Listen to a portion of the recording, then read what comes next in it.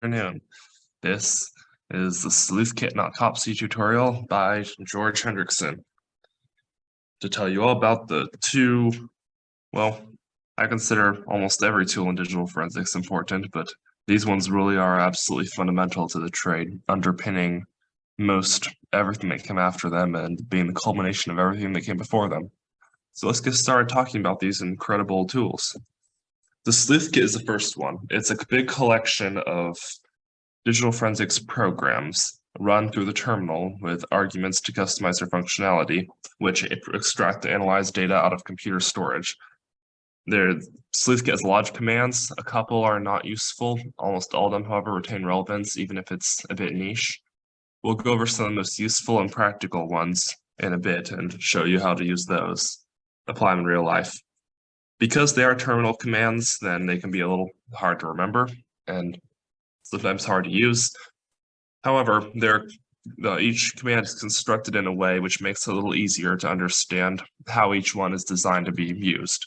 So I call it the prefix system. The command example here, blkls, the first part of it, blk, short for block, which is a unit of computer storage, of course, and ls, the Linux list command, put together makes block list. And blkls is indeed a sleuth kit command that lists out data units from a file system. So the whole sleuth kit is designed to try to be as intuitive as possible like that. Other prefixes include f for file, fls is another command. We'll look at that one in a second especially. I for inode, img for image, and so on. The commands we're going to use are these here. MMLS, ImageStat, FSStat. A lot of these you can see the purpose just straight out the gates. ImageStat is, of course, meant to display the stats or details about an image. And FSStat is file system statistics, details about system, image, and so on and so forth. And they're meant to be intuitive that way. A few of them, TSK get times, TSK recover, those are a little more powerful than the other ones. TSK get times lets you access metadata, which is information that the file system stores about its own files, which can give you details about them, like what time someone last wrote to them or used them. Or for an image, like a picture, not a disk image, then it's metadata that the drive contains will tell you, for example, where it was taken, or with what device, or even by who. And TSK recover is another powerful tool. We'll make some connections with that one in a second. First, let's show some basic functionality of those. Let me pull up my Kali Linux machine here.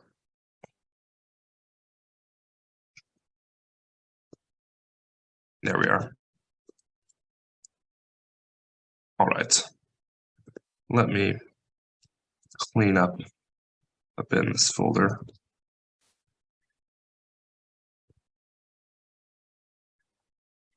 I want to use the name outputs for one of these programs, so I want to get that out of there. All right. Now, what I have in here is a USB image taken from a disk. You can make these yourself, and I imagine that you will if you're going to try out these commands. So I'll show you how. First, plug your USB into your Kali machine, then do sudo fdisk-l, and you'll see your USB pop up right here as SDB. SDA is my main drive. That's got all my important information. This is my disk. And down here, SDB1. This section here, SDB1, that's the one you want to duplicate with this command, sudo, do sudo, since you're trying to read from root directory. Sudo dd input file equals root dev /sdb1 output file. In this directory is usbimage.dd. It can be whatever you want to be. It could be usb.dd, it could be billybob.dd, it could be george.dd. But I'm not going to run this command. It does take a while to image a drive, even one as small as this one. And I already have a good image of it working here. But if you want to make your own, that's how you do it. So first, we can use MMLS. So let's do sudo, since we'll be reading from the root. MLS doesn't work directly on the image. I can show it for you in a second. Nothing will come up. In fact, we can do it right now. And we get nothing because MMLS is designed to display a partition layout of a volume system, and I imaged the device, not the actual disk volume. So we can do sudo mls dev sdb and image it the USB directly, or MMLS USB directly. And that will give us this information here. It tells us, looks a little confusing, but this is actually very important information, especially for using certain other tools in the Sleuth Kit. These numbers here, that's the positions, the counts of certain sectors. So from sector 0 to 31 sectors in is unallocated space. One sector at the beginning is the primary table. That's for its own administration. And then all this business here from sector 32 to sector 1966-079, all that space contains the files on the computer. All the things I put on that drive or deleted from it, all the data's in there. Let's use image stat and get some more information out of this. It's a raw type file. This is its size in bytes. This is the size of the sectors. We can get that same information, and here's where you kind of see some of the redundancy of some of Sleuth Kit's commands come in. If we use fstat, then we can get the same information and more. I guess it doesn't tell us it's raw, but we can find our sector size, cluster size, range, metadata. Here's a breakdown of how everything is stored on there. And if we wanted to look at, here's our file allocation tables. And so if we wanted to look at those file allocation tables, and some programs do, then it'd be useful to know which sectors they contain them and what offsets they start at. And that's what this command here is meant to do, fstat, file system statistics.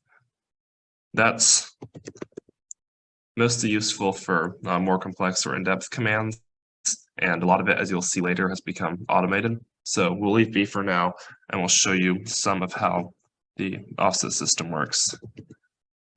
We'll try fls usb image.dd file list, and this will list the files inside the image.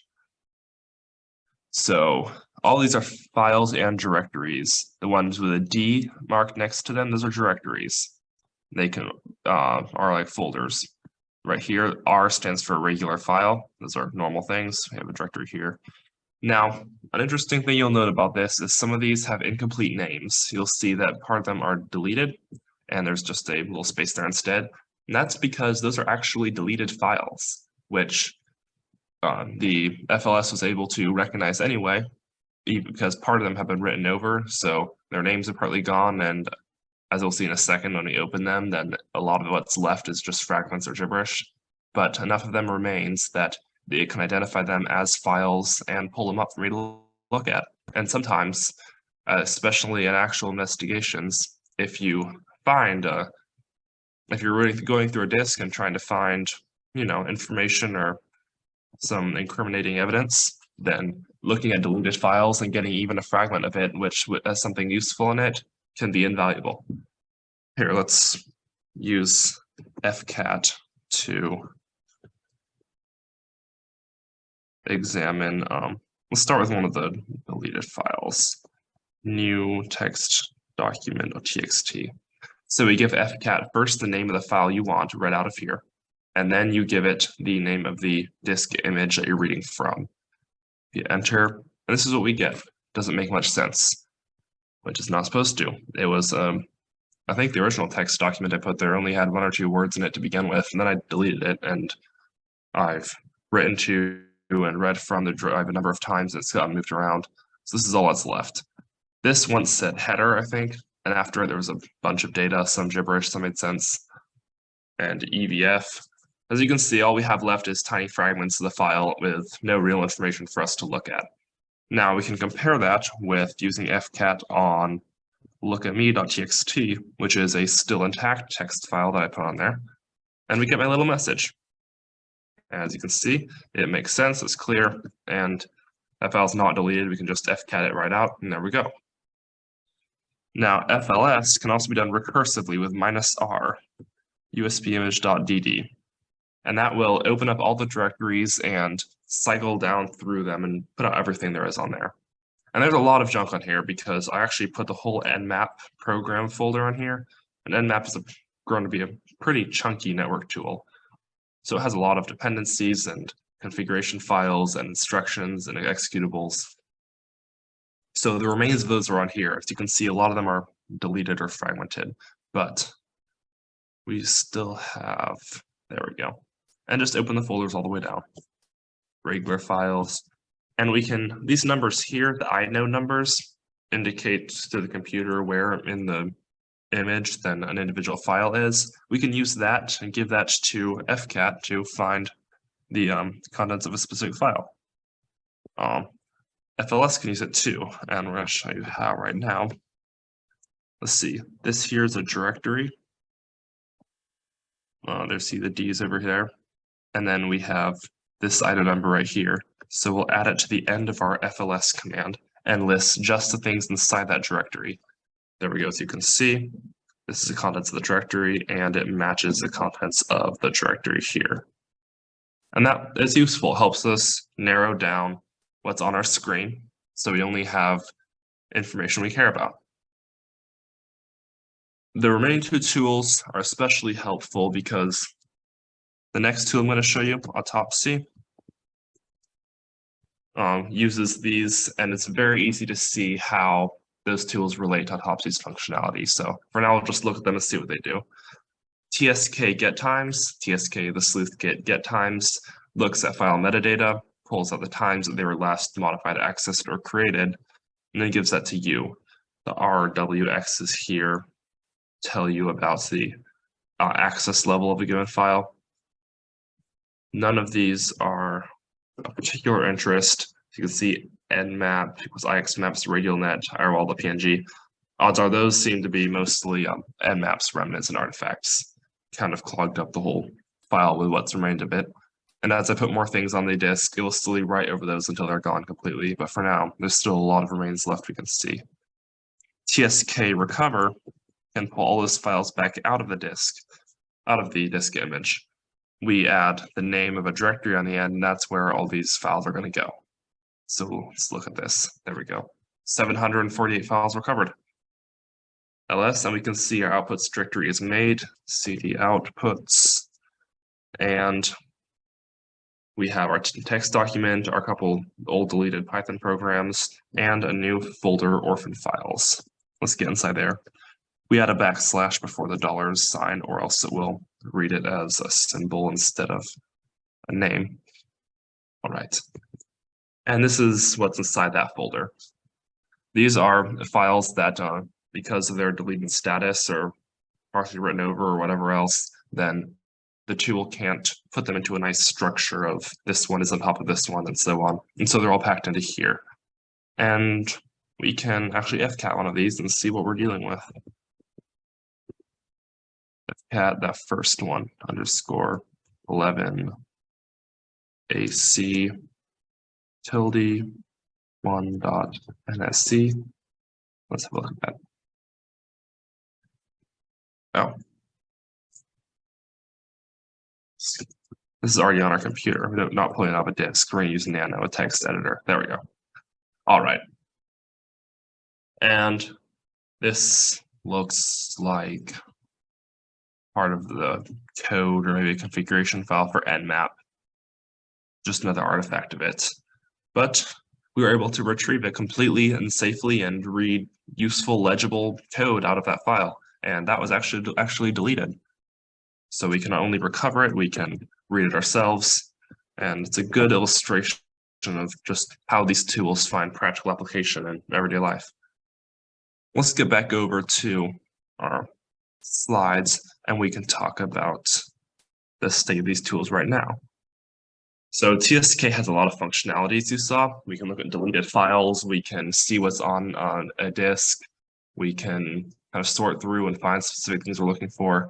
But because it all takes place on the terminal, you have to keep track of a lot of it in your head, and it's a bit abstracted.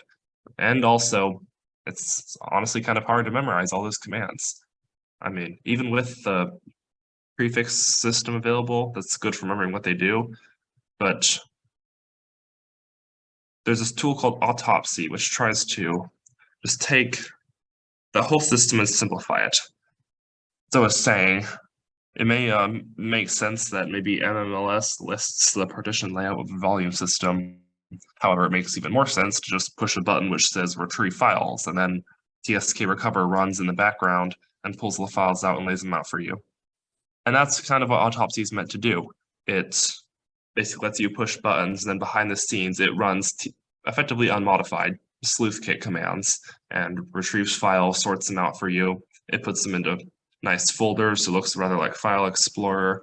It pays a lot of attention to making it as convenient as possible. You'll notice that it sorts out things by event timeline and extracts image metadata, just like we did with Sleuth Kit and get times.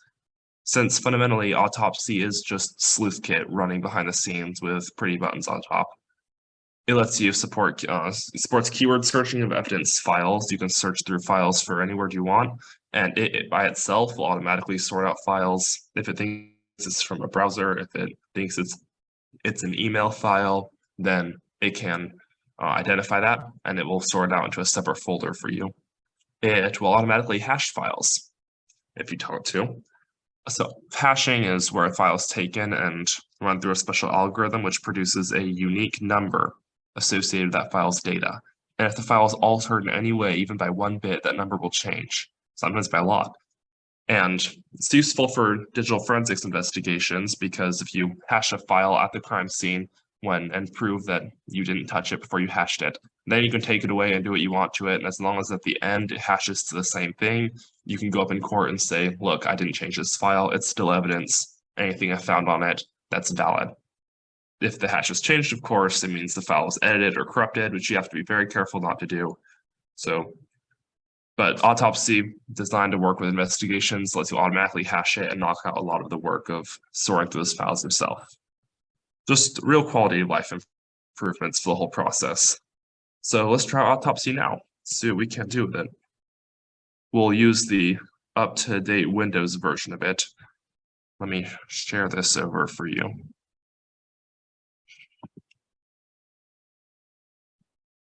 All right, this is the vanilla Autopsy screen.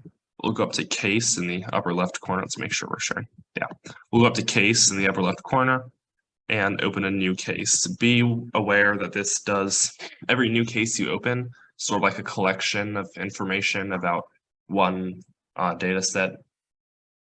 It's kind of like a case folder in a filing cabinet is a good way to think about it. It contains all the information pertinent to a certain case.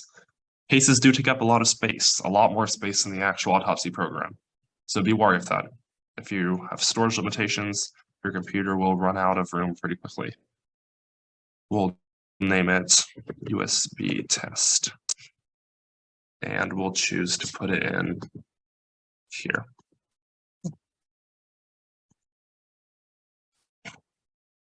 Now, these are optional. Case number, 3, 4, 5. You don't have to put one there. That's for professionals or people who need to organize their cases more carefully. I have put my name there, George Hendrickson, as you can see. My phone number and notes would, again, only really apply for a professional. Let's finish and create our case database. This takes 1 second, so we'll give it a moment to open everything up, get all its modules running. And there we go.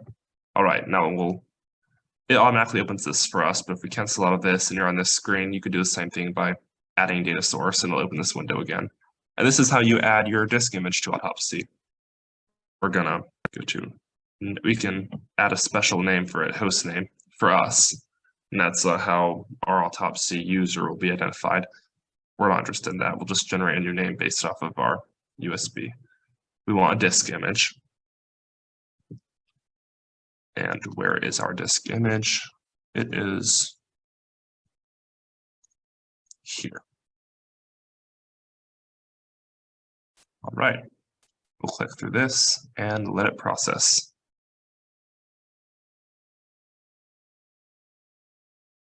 And there we go.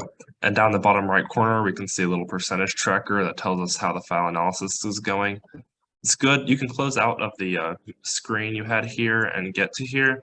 But until this is done running, don't click through the files. It's still adding things. It will let you mess around, but you'll look at one thing, go back, and it's changed. So let it wrap up before you start looking at the material. And there we go. So this menu on the left looks a lot like File Explorer, very convenient. Here's our host file, and that tells us what evidence images we have on here, USB image.dd. And this is what was inside of it. And if you'll notice, that is close to exactly the same thing that we got from the TSK recover, a whole lot of orphan files, which is sorted out by the first few words in it, the ones that begin with nmap, ones that begin with hair, library.zip. It even extracted the files from inside of it and sorted them out here for you. These also look like a lot of nmap material. And it's carved files out for us, same way that Scalpel or Foremost or another tool would. Some txt files. And look, we can, even though these are carved files from a deleted subfolder, we can still just click on them, and here we can read the actual text of the contents of the file. Now this is a fairly boring code for nmap. It still shows just how powerful a tool Autopsy is in collecting and analyzing deleted material. Down here under file views on the left, then it's broken down a little better for you. USB image.dd will let you click through everything, but the tree's complex.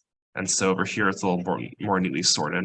It's sorted by extension, images, videos, audio, archives, and so on, by MIME type. And then we have deleted files for all files that were deleted had to be carved.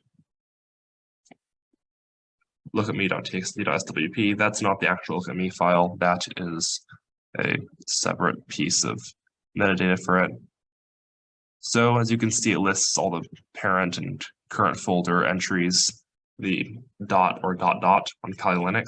When you cd dot, it points to the same folder, cd dot dot.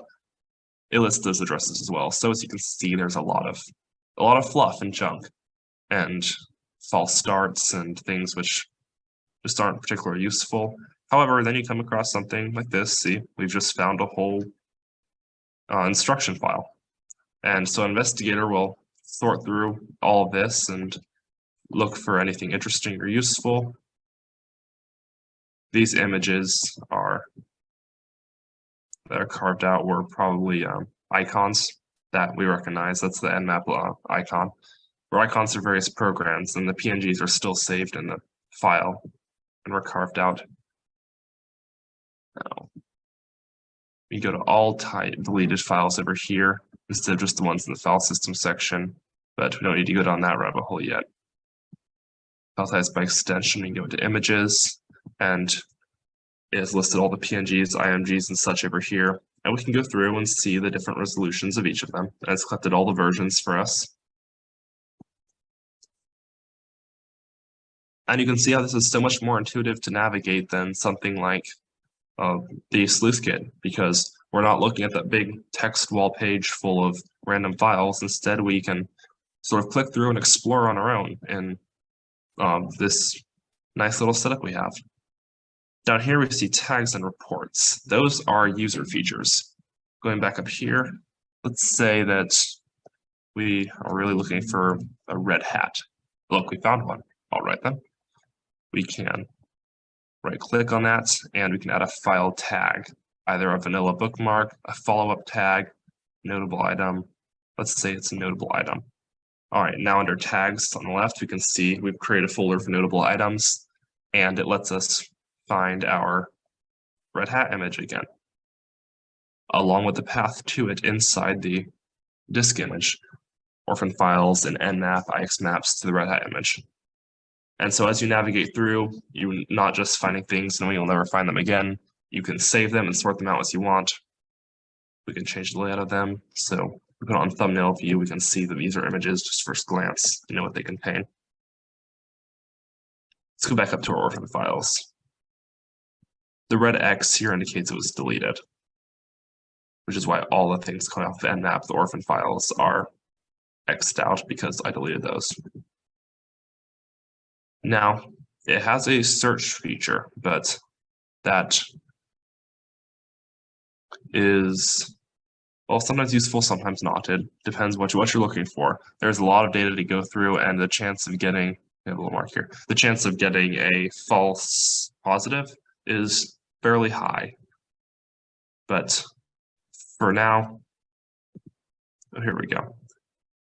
For now, we'll continue clicking through, and we'll get to the searches in a second and show you some ways to optimize those. Here we go. Inside the nmap, then and my deleted files, it rooted through and pulled out anything that followed the pattern something at mail.blah. And so we got a lot of things it thinks are emails. And if these were people's emails, then we could identify each one, pull out, look for actual emails that they'd sent, and it appears that these are Hogwarts.edu, and then routing. It looks like those emails are just tests for nmap. But for an actual person's email, then we could cross-reference that and use it to search through a collection of email messages, see who had sent what, use it as a filter. And it might have actually, we get a lot of information out of there, just neatly sorted out for us into that one little category, which is very useful.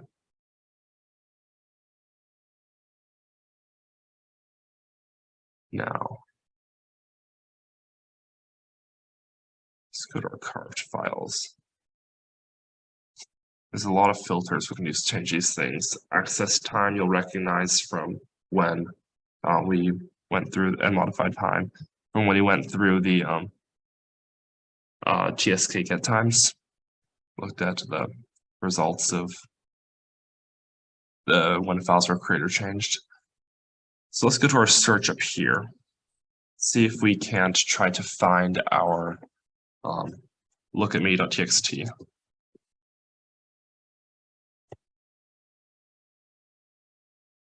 Let's go through here and check. And what do we know? Came right up. And there we are. All right then. Let's say we didn't know the name, however, and just wanted to find a message of joy. Take a look at joy. And we got a false positive from here, from there, joy mining machinery, false positive, random combination of letters there. But we also got this message here. So search is a powerful tool. It lets you find all kinds of things hidden in the data you're looking for, keywords and such. And as you can see, the biggest problem facing use of autopsy is definitely going to be false positives. There's file carving by itself leads to a great deal of just random bits of data that it thinks are files. And so when clicking through them, you'll find a lot of things that are just junk or don't make any sense, like whatever this is. But again, if you keep at it, sort through it, then autopsy will let you find all the critical data you need to in the professional world, prosecute a case and analyze real-life data, and as a student to solve all kinds of interesting problems as you teach yourself more about digital forensics. So that's your basic introduction to the exciting world of autopsy and the Sleuth Kit and its related programs. Let's get back to our slides. The Sleuth Kit, it remains the foundation of a lot of digital forensics work.